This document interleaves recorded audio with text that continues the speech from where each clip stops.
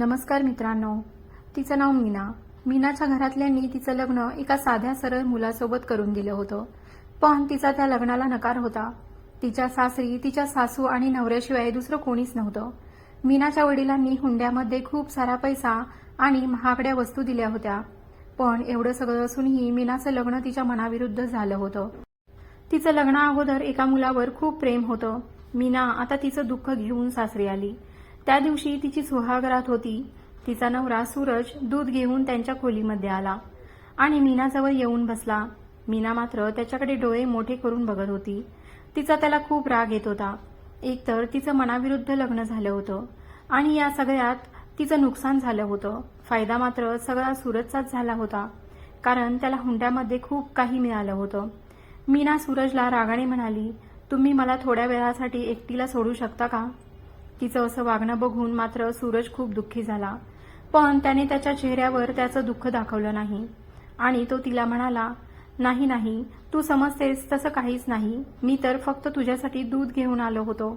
मला माहीत आहे दिवसभराच्या धावपळीमुळे तू खूप दमली आहेस. तुला आरामाची खूप गरज आहे. हे बोलून सूरज खोलीतून बाहेर निघून गेला. मीनाला आता मात्र त्याच्या अशा वागण्याचाही राग आला होता, कारण तिला काहीतरी कारणाने त्याच्याशी भांडण करायचं होतं आणि भांडण करून तिला त्याला सोडून कायमचं तिच्या माहेरी निघून जायचं होतं. पण ती विचार करत होती की मी एवढ्या रागाने बोलूनही तो कसा काय माझ्यावर चिडला नाही. आता मीनाला तिच्या सासरमध्ये 3-4 दिवस झाले होते आणि ती दिवस रात्र फोनवर फक्त तिच्या बॉयफ्रेंडसोबत बोलत असायची आणि इकडे मीनाची सासू तिच्याकडे दुर्लक्ष करून घरातली सगळी कामं करत होती. तिने तिच्या मुलाला सूरजला मीनाबद्दल एकही तक्रार केली नव्हती. ती सगळ्यांसाठी जेवण नाश्ता बनवत होती, पण तरीही मीनाच्या सासूच्या चेहऱ्यावर एक प्रकारचं समाधान होतं. सूरज एका छोट्या कंपनीमध्ये नोकरी करत होता. त्याचा पगारही काही खास नव्हता. तो खूप इमानदार आणि मेहनती मुलगा होता. तो दिवसभर काम करून थकून घरी येत होता, पण तरीही मीना त्याच्याकडे लक्ष देत नव्हती. त्याला पाण्याचा एक ग्लासही देत नसायची. बघता बघता त्याच्या लग्नाला आता 1 महिना झाला होता, पण त्या 1 महिन्यात एकदाही मीनाने सूरजला तिच्याजवळ येऊ दिलं नव्हतं आणि नाही त्या दोघांनी सोबत रात्र घालवली होती. तसा सूरज खूप शांत स्वभावाचा होता.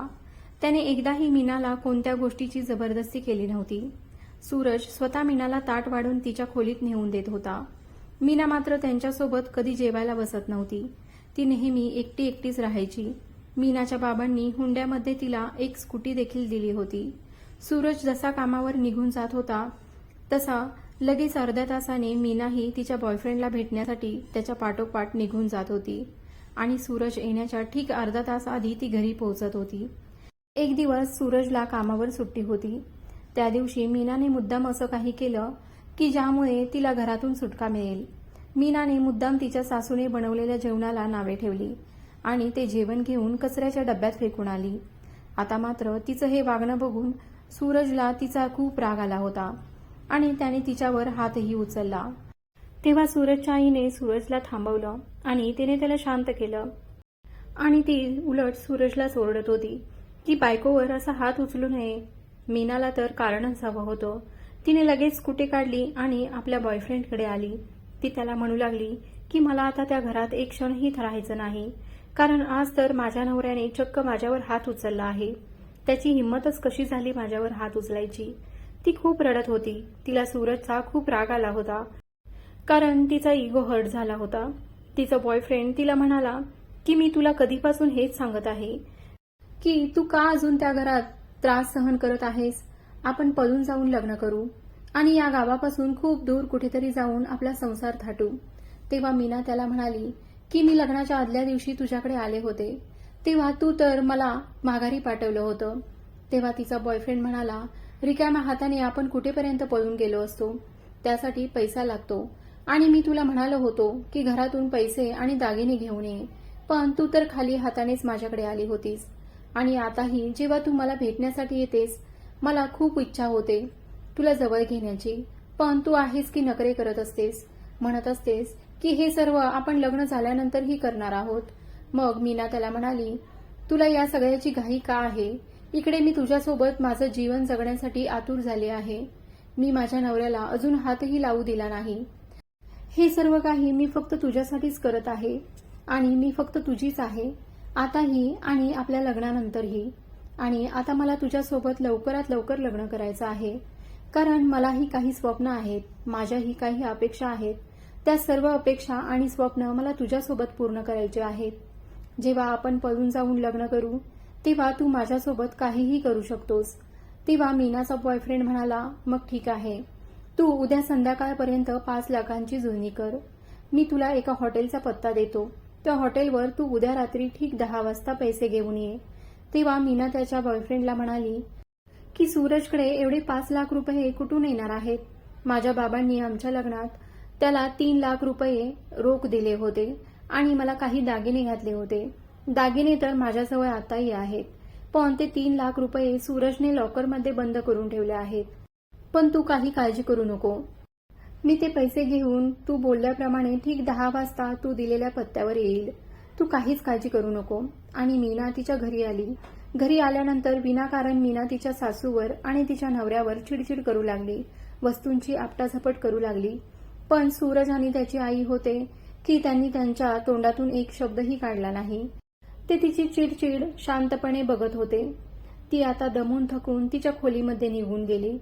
तेवढ्यात तिला तिच्या बॉयफ्रेंडचा मेसेज आला की कधी येतेस पैसे घेऊन, मी तुझी वाट बघत आहे मीना.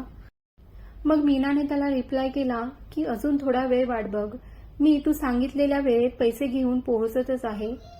तेवढ्यात दरवाजा उघडून सूरज तिथे आला आणि मीनाला म्हणाला, तू सकाळपासून उपाशी आहेस, चल पटकन जेवून घे.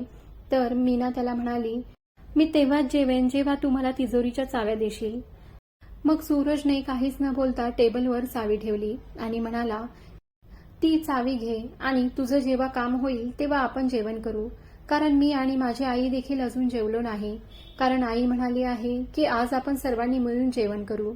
तेव्हा मीना त्याला म्हणाली की तू आणि तुझी आई जेवण करून घ्या, कारण मी बाहेरून जेवून आले आहे. तिच्या उत्तरावर सूरज नाराज झाला आणि तिथून निघून गेला. मीनाला मात्र त्याचा काहीच फरक पडत नव्हता. तिने गडबडीने चावी घेतली आणि तिजोरी उघडली. तिजोरी उघडल्यानंतर तिला 3 लाख कॅश आणि तिचे लग्नातले दागिने तिथे दिसले. त्यासोबतच तिथे एक डायरी देखील होती. ती डायरी उघडून वाचण्यात ती गुंग झाली. डायरी वाचत असताना तिच्या डोळ्यातून अश्रू टपकत होते आणि ती स्वतःला रोखू शकत नव्हती. तिने आता तर अंबरडा फोडून रडायला सुरू केलं होतं, कारण त्या डायरीत असं लिहिलं होतं की प्रिय पत्नी, मला आणि तुझ्या वडिलांना माहीत आहे की तू माझ्यावर नाहीस तर तुझ्या लग्ना अगोदरच्या प्रियकरावर अजून देखील प्रेम करतेस. पण मी आणि तुझ्या वडिलांनी तुझ्या प्रियकराची माहिती काढली होती. तेव्हा असं कळालं होतं की तुझ्या प्रियकराचं अगोदर एक लग्न झालं आहे आणि त्याने तुझ्यासारख्या कित्येक मुलींना धोका देऊन त्यांच्याकडून पैसे काढून घेतले आहेत. तुझ्या वडिलांना हे सगळं माहीत असूनही ते तुला समजावू शकले नाहीत, कारण त्यांना माहीत होतं की तू त्याच्या प्रेमात एवढी बुडून गेली होतीस की तुला तुझ्या वडिलांचं बोलणं कधीच पटलं नसतं, कारण तुझ्या डोळ्यावर त्याच्या आंधळ्या प्रेमाची पट्टी बांधली गेली आहे. तुझ्या वडिलांनी मला हुंडा आणि एवढे सगळे महागड्या वस्तू, दागदागिने यासाठी दिले नाहीत की मी एक गरीब माणूस आहे आणि माझी तुला सांभाळण्याची ऐपत नाही, पण यासाठी दिले आहेत की मला तुझ्या वडिलांनी तुझी कहाणी देखील सगळी सांगितली आहे आणि या सगळ्या तुझ्या कहाणीसोबतच मी तुला स्वीकारलं आहे. ते मला म्हणाले की माझ्या मुलीसोबत तिच्या चुकाही तुझ्या पदरात घालत आहे आणि माझ्या मुलीला सांभाळा, तिला प्रेमाने आपलंसं करा आणि मला खात्री आहे की एक ना एक दिवस तुम्ही माझ्या मुलीला नक्कीच आपलंसं कराल. तेव्हा मी ठरवलं होतं की मी एक चांगला नवरा बनू शकेल की नाही माहीत नाही, पण मी एक प्रामाणिक जावई नक्कीच बनवून दाखवीन, कारण तुझ्या वडिलांना देखील तुझ्याशिवाय दुसरं कोणीच नाही. त्यांनी तुझ्यासोबत मलाही त्यांचा मुलगा मानला आहे आणि मी जावयासोबतच एका मुलाचं कर्तव्य देखील पार पाडत आहे. मी तुला कधीच माझ्या बंधनात बांधलं नाही. तू कालही आजाद होतीस आणि आजही आजाद आहेस. तू पैसे आणि दागिने घेऊन जाऊ शकतेस. त्या डायरीमध्ये घटस्फोटाचे पेपर देखील ठेवले होते. मीना खूप हैराण झाली होती. ती मटकन डोक्याला हात लावून खाली बसली. तिला आता काहीच समजत नव्हतं. या डायरीमध्ये लिहिलेलं खरं आहे की तिचा बॉयफ्रेंड जे बोलत होता ते खरं आहे, कारण ती त्याच्यावर अजूनही प्रेम करत होती. मग तिने मनात एक निश्चय केला आणि ती सरळ हॉटेलवर गेली, जिथे तिच्या बॉयफ्रेंडने तिला बोलावलं होतं. तो तिची वाट बघतच थांबला होता. त्याने त्या हॉटेलमध्ये एक रूम देखील बुक केली होती. तो मीनाला त्या रूममध्ये घेऊन गेला. तिथे गेल्यानंतर मात्र तिच्या पायाखालची जमीनच सरकली. कारण ती रूम तर फुलांनी सजवली होती, जशी लग्नाच्या पहिल्या रात्री सजवतात. मीनाच्या बॉयफ्रेंडने पहिला प्रश्न केला की तू आणलेले पैसे आणि दागिने कुठे आहेत? तेव्हा ती त्याला म्हणाली, मला त्या सगळ्याची गरज वाटत नाही. आपण एकमेकांवर प्रेम करतो, हेच माझ्या पुढील आयुष्यासाठी खूप आहे. चल आपण लग्न करू. आणि तिने त्याचा हात पकडला आणि ती त्याला रूमच्या बाहेर घेऊन जाऊ लागली. तेव्हा मीनाच्या बॉयफ्रेंडने तिचा जोराने हात ओढला आणि तिला बेडवर ढकललं आणि तिला म्हणू लागला, मी तुला वेडा दिसतो का तुझ्याशी लग्न करायला? मला तर फक्त तुझ्यासोबत रात्र घालवायची होती, म्हणून मी तुला इथे बोलावलं आहे. आणि तो तिच्यावर जबरदस्ती करू लागला. तेवढ्यात रूमचा दरवाजा जोरजोराने वाजू लागला. मीनाचा बॉयफ्रेंड खूप घाबरला होता आणि तो खिडकीतून पळून जाण्याचा प्रयत्न करू लागला. तेवढ्यात मीनाने दरवाजा उघडला तर समोर तिचा नवरा सूरज आणि पोलीस उभा होते. सूरजच पोलिसांना घेऊन आला होता. पोलिसांनी मीनाच्या बॉयफ्रेंडला पकडलं आणि त्यांच्या सोबत घेऊन गेले. आता मीनाला सूरज समोर उभा राहण्याची देखील लाज वाटत होती. तिने सूरजचे पाय धरले आणि त्याची माफी मागू लागली. सूरजनेही तिला मोठ्या मनाने माफ केलं आणि घरी घेऊन आला. आता मीना सूरजवर मनापासून प्रेम करू लागली होती. सूरजने त्याच्या सासऱ्यांना दिलेला शब्द प्रामाणिकपणे पाळला होता.